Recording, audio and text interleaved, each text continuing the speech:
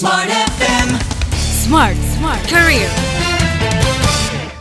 Smart listeners, kalau Anda ikuti perkembangan dari dunia pekerjaan akhir-akhir ini, pasti Anda melihat top news-nya adalah pemutusan hubungan kerja ya di banyak lini ataupun di perusahaan dari segala jenis usia. Dan yang terakhir tuh dari Gen Z yang banyak di PHK. Tapi smart listeners, pastinya hal ini tidak membuat kita putus asa, tapi pasti akan ada hal baik ataupun hal baru yang menantang, salah satunya dengan mengejar karir yang baru. Dan pastinya penting nih untuk mengejar karir baru, penting untuk menyebar CV. Lantas seperti apa tips and triknya? Hari ini kita akan membahas dalam podcast Smart Career bersama dengan Mbak Mia Merin. Halo Teh Mia, selamat datang di podcast kita. Terima kasih Kak Audrey, akhirnya kita ketemu ya. Yes. Kayaknya seru banget ya bahas tiba-tiba pensiun dini. Itu nggak ya, menyesakan nggak ya kira-kira? Oh iya, karena banyak juga ya, tidak hanya tadi dari kalangan Gen Z, tapi juga kayaknya fasenya banyak perusahaan yang mempensiun dinikan karyawan-karyawan yang dianggap kayaknya udah bisa di-replace nih dengan tenaga-tenaga baru. Emang situasinya lagi kayak gini kah? Situasinya seperti apa? Pastinya saya ingin menyapa dulu smart listener yang selalu saya menyebutnya smart listener yang aduhai. Apa itu aduhai? Agen dunia akhirat gitu ya. Pastikan karir kita nggak cuma bermanfaat untuk dunia tapi juga akhirat. Betul. Jelek banget gitu ya. Oke, sekarang ini memang eranya menurut saya ekonomi lagi tidak berbaik hati dengan beberapa perusahaan. Akhirnya saya sendiri yang punya brand Career Connector gitu ya, yang dulu itu saya punya tagline nih Kak Audrey, membantu satu orang seperti membantu satu keluarga. Setuju nggak sih kalau kita menempatkan satu karyawan atau karyawati di perusahaan itu seperti saya membantu satu keluarga? Tapi sayangnya setelah pandemi sampai ke sini, saya lebih banyak membantu klien itu justru bukannya merekrut, tapi untuk mem-PHK. Itu jelek banget. Jadi pertama kali saya pernah waktu itu mem-PHK satu perusahaan bank itu sampai 2.500 karyawan. 2.500? Betul. Wow, karena apa? Karena sudah digantikan dengan AI gitu ya. Tapi sekarang lebih ngenes lagi gitu ya. Tapi intinya smart listener jangan patah semangat, tetap optimis gitu, karena sekarang meskipun banyak perusahaan yang sudah menutup perusahaannya, tapi masih banyak peluang-peluang pekerjaan baru. CV itu bisa disebarkan. Nah, bagaimana tips and triknya menyebarkan CV? Kalau buat saya CV itu ada singkatannya Kak Audrey. Apa tuh? CV itu singkatannya cinta pertama. Cinta pertama. Maksa banget gak sih kita first impression. Jadi perusahaan itu akan melihat misalnya Kak Audrey sebelum melihat orangnya, sosoknya, fisiknya gitu ya, pasti ngelihat cinta pertamanya dari CV. Setuju nggak sih? Setuju. Ya, jadi pastikan bahwa smart listener gimana caranya untuk membuat CV itu yang bikin orang tuh langsung jatuh hati ya, langsung tertarik gitu. Nah, biasanya kalau langsung tertarik itu rata-rata tuh nggak mau ribet. Maksudnya nggak mau ribet, apa CV-nya tuh cukup singkat, padat, dan cukup satu lembar gitu ya. Jadi mungkin di dulu zaman saya dulu kalau kirim CV itu kan pakai kertas folio atau kertas yang udah jadi tulisan tangan gitu ya. Tapi sekarang udah nggak seperti itu. Jadi smart listener bisa aja langsung pakai aplikasi Canva. Ya, di Canva itu itu di Canva ada template-nya sendiri, itu keren-keren, tinggal dicek aja yang free design, cukup itu aja gitu. Jadi kita nggak perlu ketik-ketik lagi pakai Word dan lain-lain seperti itu Kak Audrey. Jadi pertama kali tipsnya adalah kita buka cinta pertamanya kita, CV-nya itu adalah yang visual gitu. Visual. Kalau dulu mungkin kan cuma kertas plain A4 diketik dikirim gitu ya. Tapi sekarang mungkin eranya sosial media yang visual, pastinya juga jangan terlalu banyak gimmick-gimmick ini ya gambar. Tapi intinya smart listener bisa langsung cek di Canva, di situ ada template CV, tinggal diklik aja dan pastikan kirim CV itu cukup satu lembar aja. Satu lembar ya, pokoknya semua maksimalkan di satu lembar. Betul. Kenapa harus satu lembar? Karena recruiter setiap hari itu bisa baca CV itu banyak gitu ya. Kalau saya sendiri bisa tuh sehari itu 100 CV. Kebayang nggak sih?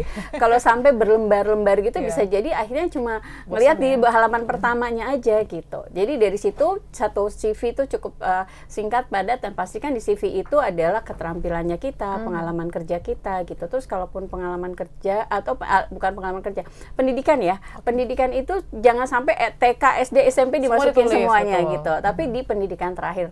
Pastinya kita semua melewati SMA gitu. Jadi SMA-nya nggak penting, bukan nggak penting ya, tapi intinya dari satu lembar itu adalah yang singkat dan padat gitu. Jadi misalnya kita S1, S2, S3 gitu. Dan setelah itu ada keterampilan. Keterampilannya apa? Bahasa Inggris, komputer gitu, sosial media dan lain-lain. Terus juga pengalaman kerja. Pengalaman kerja kita ditulis dari yang terakhir bekerja gitu. Misalnya saya pengalaman kerja mulai dari tahun 90. Nah, 90-nya itu taruh di akhir. Cukup nama perusahaan dan ininya aja, cukup nama perusahaan dan posisi gitu. Seperti itu. Yes. Jadi ini yang mungkin menjadi kesalahan kita, banyak lah ya yang dilakukan, terlalu banyak kayak ngerasa semuanya itu penting. Betul. Jadi akhirnya semua dimasukin. Nah cuman kan pastinya dalam proses tadi ya, mungkin kita mencari pekerjaan, kita pengennya nyebar paling banyak banget gitu, kemana-mana. Nah apakah kita harus menyiapkan satu template aja dengan mungkin posisi-posisi yang berbeda yang kita lamar, atau kita harus mempersonalisasi. Iya, jadi lebih private gitu ya. Jadi mungkin kalau template-nya cukup satu aja. Kita bikin template satu PDF, tapi mungkin narasinya atau copywriting-nya ke masing-masing perusahaan berbeda gitu. Dan sekarang juga nggak seperti dulu, nggak harus lewat pos gitu ya, kan udah jadul banget ya. Jadi bisa lewat WhatsApp kalau memang kita tahu WhatsApp-nya gitu. Terus juga lewat email. Nah, itu lebih yang private, yang personalisasi, kita menyebutkan nama perusahaannya. Misalnya kita tertarik misalnya di Google gitu, karena saya tertarik dengan sosial media, dengan IT, dengan digital, jadi nyambung gitu. Jadi jangan sampai kita ngomongin tertarik dengan digital, sosial media gitu ya, tapi mungkin masuknya tuh ke perusahaan fashion gitu. Nah itu kan jaka sembung ya gitu.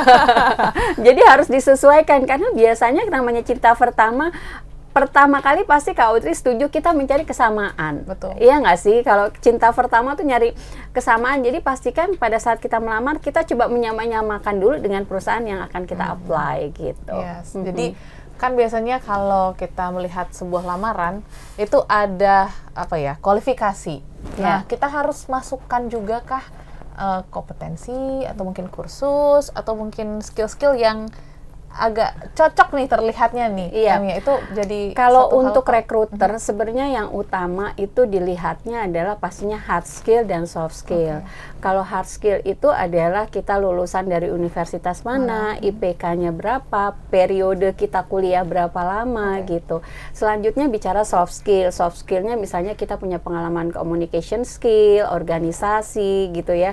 Terus juga bicaranya misalnya yang tadi komputer dan lain-lain gitu. Jadi harus dimasukkan gitu. Jadi nggak harus misalnya alamat rumahnya itu sampai detail kode pos gitu ya. Sekarang kayaknya udah nggak perlu gitu. Dan di sini juga satu format CV itu yang saya bilang tadi, cukup satu format CV dan dikirim ke banyak perusahaan, cuma narasinya berbeda. Jam berapa sih baiknya mengirimkan CV gitu ya?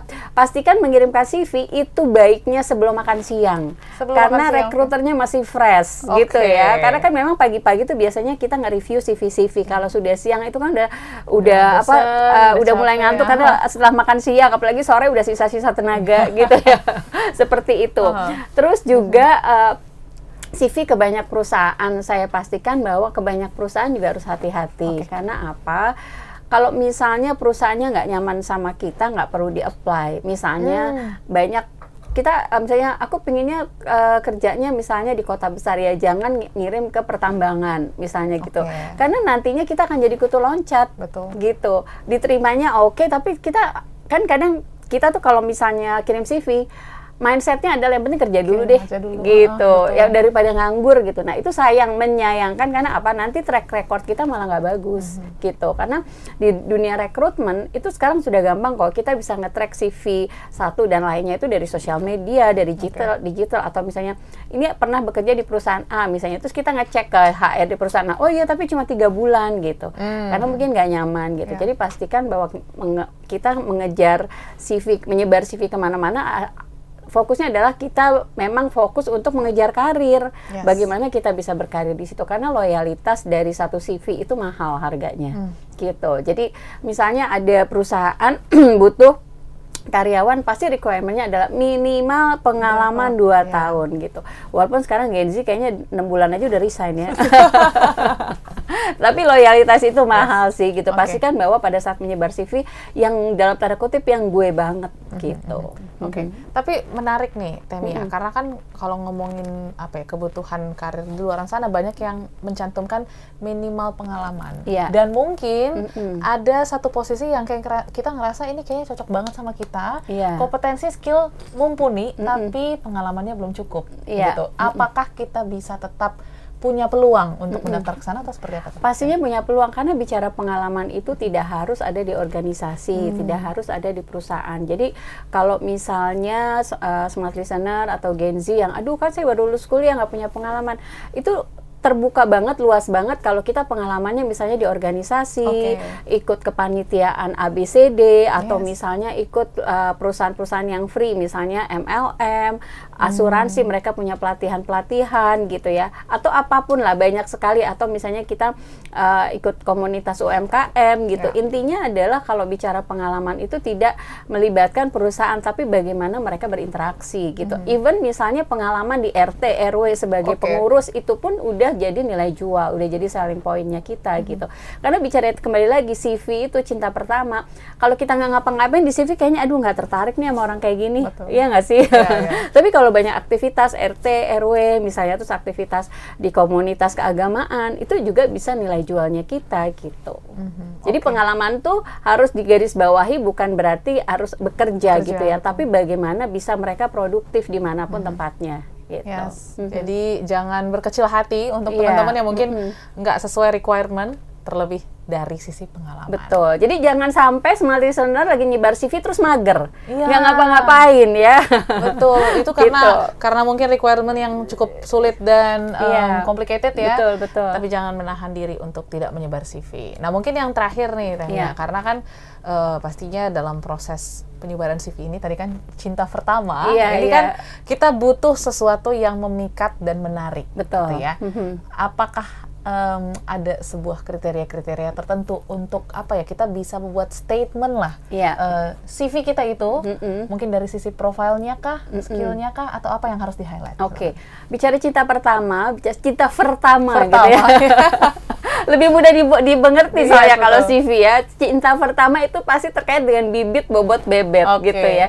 Jadi bibit bobot bebet ini adalah terkait kita berasal dari mana. Jadi nanti sebelum kita bikin CV secara lengkap, kita tulis mungkin 2-3 baris profilnya kita gitu. Misalnya saya lulusan sekretaris, pengalaman 3 tahun di organisasi kemanusiaan misalnya gitu. Bukan berarti di perusahaan ya, misalnya di organisasi sosial, saya bisa berbahasa Inggris dan bla bla bla gitu. Nah, itu sudah menjadi nilai jual kita. Jadi bibit bobot bebetnya itu adalah terkait pendidikan kita gitu kan, terus pengalamannya kita sama skillnya kita. Cukup 3 ini aja gitu. Dan itu sudah bisa mungkin menarik ya, hati si HRD ya. Iya betul. Jadi akhirnya mungkin cintanya akan bersambut.